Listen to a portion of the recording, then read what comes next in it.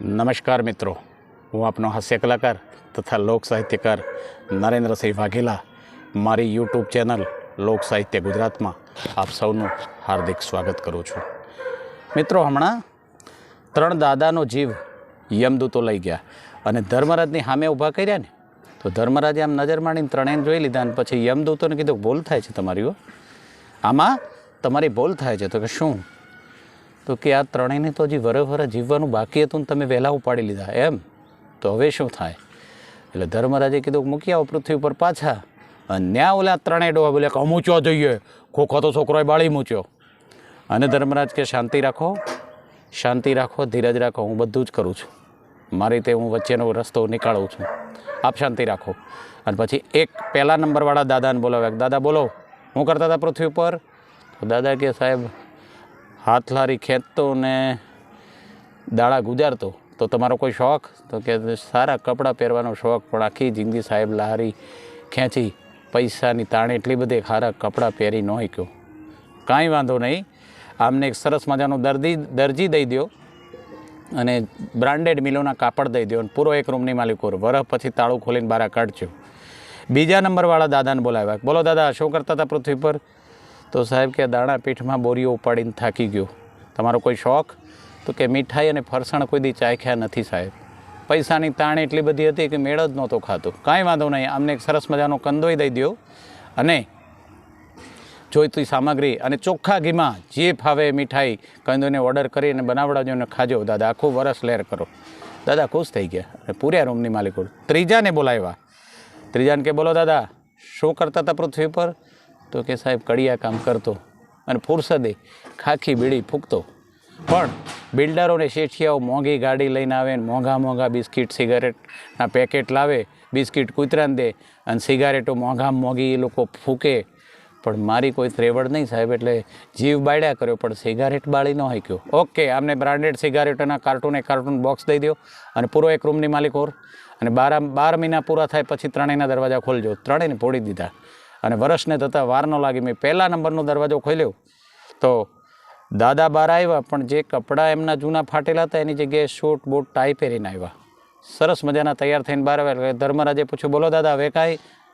પ્રભુ મજા પડી ગઈ, હવે લઈ લો, હવે વાંધો નહીં, જવા દો એમને. બીજાને બોલાવ્યા તો ચોખા ઘીની મીઠાઈ આખું વરહ દાબેડી હતી, એટલે જે કપડાં પહેરીને ગયા હતા એ ફિટ પડવા લાગ્યા. બોલો દાદા, કે મોજ આવી ગઈ પ્રભુ, હવે લઈ લો, વાંધો નહીં. ત્રીજાને ત્રીજો દરવાજો ખોલ્યો, તાળું ખોલીને ત્રીજો દરવાજો ખોલ્યો અને ત્યાં તો નર્વસ મોઢું ઉતરેલી કઢી જેવું બગા ખાતા દાદા બહાર આવ્યા. એટલે ધર્મરાજે કીધું, બોલો દાદા, તમને જોઈતી બ્રાન્ડેડ સિગરેટોના કાર્ટૂન આપી દીધા, પછી શું તકલીફ છે? અને દાદા એટલું બોલ્યા કે પ્રભુ 12 મહિના સુધી હારી સિગરેટના કાર્ટૂન જોઈને જીવ બાળ્યા કર્યો, પણ સિગરેટ બાળી ન શક્યો. શું કામ? બાકસ માલવી ભૂલી ગયો પ્રભુ, બાકસ માગવાની ભૂલી ગયો. જીવનમાં આવી એ ભૂલ થતી હોય છે. પણ ગામની એક નિશાળ છે અને નિશાળમાં એક શિક્ષક વિદ્યાર્થીઓને ભણાવે છે અને શિક્ષક બોર્ડમાં આમ વિષય લખે, ગુજરાતી તારીખ લખે અને પછી વાર લખે. અને પછી શિક્ષક ગૂંગણા હતા થોડા, એટલે છોકરા દૂધ પાક એટલે દૂધ પાક દૂધ ચોખ્ખા ઘી નાખ્યા હોય, સરસ મજાની ઘરની ભેહું હોય, હાકર નાખી હોય, કાજુ પસામ બિસ્તા નાખ્યા હોય અને સરસ મજાની જો દૂધ પાક બનાવી હોય ને તો મોજના તોરા છૂટે. અને એટલી વારમાં 12 ટકોરા થયા ક્લાસરૂમમાં. એટલે શિક્ષકે કીધું ખોલો દરવાજો. મોનિટરે દરવાજો ખોલ્યો તો છગન નામનો વિદ્યાર્થી મોડો આવ્યો કે બોલ છગનિયા, કેમ મોડો? સાલા આખી જિંદગી તું આવું જ કરવાનું છે, જા છેલ્લી બેન્ચે બેસી જા, તું નાપાસ થઈ. પણ છગનના બંને હાથ પાછળ બાંધેલા હતા અને ધીરે ધીરે હાલતો હતો. એટલે સાહેબ કે ઉભો રહે છગનિયા, આ 2 હાથ કેમ પાછળ બાંધ્યા? તો કે સાહેબ તમારા માટે દૂધપાક લાવ્યો છું, મારી મમ્મીએ તમારા માટે દૂધપાક મોકલ્યો છે. અને શિક્ષકને તો ભાવતું તું વૈદે બતાવ્યું, લાવ દીકરા, તું પહેલા નંબરે પાસ થઈ, બેસી જા, પહેલી બેન્ચે બેસી જા તું. અને લોટો હાથમાં લીધો અને અડધો લોટો શિક્ષક ઘટ દૂધપાક પી ગયા. અને પછી થોડા ધીરા પડ્યા અને પછી છગનને પૂછ્યું, છગન કોઈ દી નહીં અને આજે પહેલી વાર તું મારા માટે દૂધપાક લઈ આવ્યો? અને છગને કીધું, સાહેબ મારા ઘરે મહેમાન આવ્યા હતા અને મારી મમ્મીએ દૂધપાક બનાવ્યો અને રહોડામાં મૂક્યો તો ઠારવા માટે ને કંઈક કામ યાદ આવતા એ બહાર નીકળી અને કૂતરાએ એઠો કર્યો અને કૂતરાએ દૂધપાક એઠો કર્યો. એટલે મારી મમ્મી કે આવો એઠો દૂધપાક મહેમાનને ન દેવાય, જ્યાં તારા સાહેબને દઈ દે એ ખાઈ જાય. અંત સાહેબ ગુસ્સે ભરાણા અને એ લોટાનો ઘા કર્યો સામેની દિવાલે. એ લોટાનો ઘા કર્યો, એ દિવાલે ઘા કર્યો ને ત્યાં તો છગન કાળા દેકારા કરવા માંડ્યો, રડવા માંડ્યો.